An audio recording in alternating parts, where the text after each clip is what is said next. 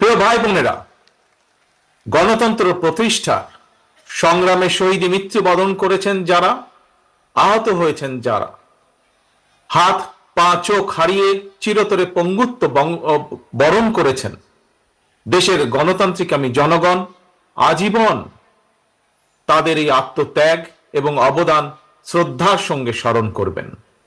হতাহতদের প্রতিটি পরিবারের প্রতি অবশ্যই রাষ্ট্র তার যথাযথ দায়িত্ব পালন করবে বলে আমরা বিশ্বাস করি।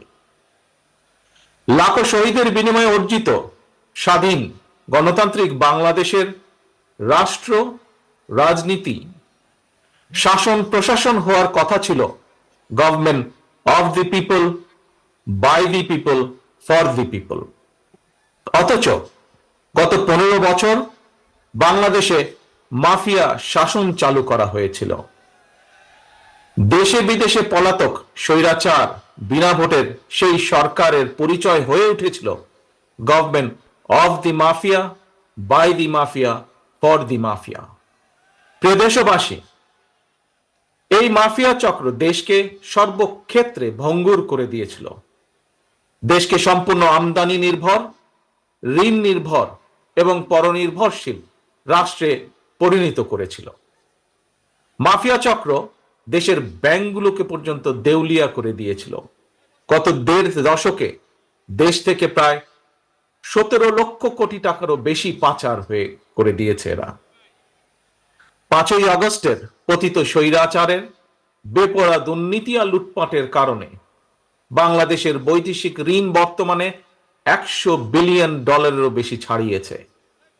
বাংলাদেশে আজ যে শিশুটি জন্ম নিয়েছে কোনো কারণ ছাড়াই, সেই নিষ্পাপ শিশুটিরও মাথাপিছু ঋণ কমপক্ষে 1.5 লক্ষ টাকা।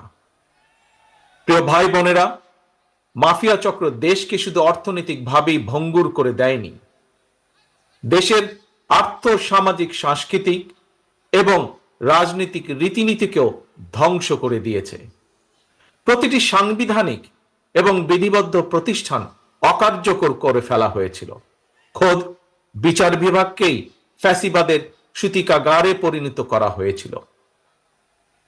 একটি রাষ্ট্র কতটা সভ্য এবং গণতান্ত্রিক সেটি দেশের আইন শৃঙ্খলা বাহিনীর আচরণে স্পষ্ট হয়ে ওঠে।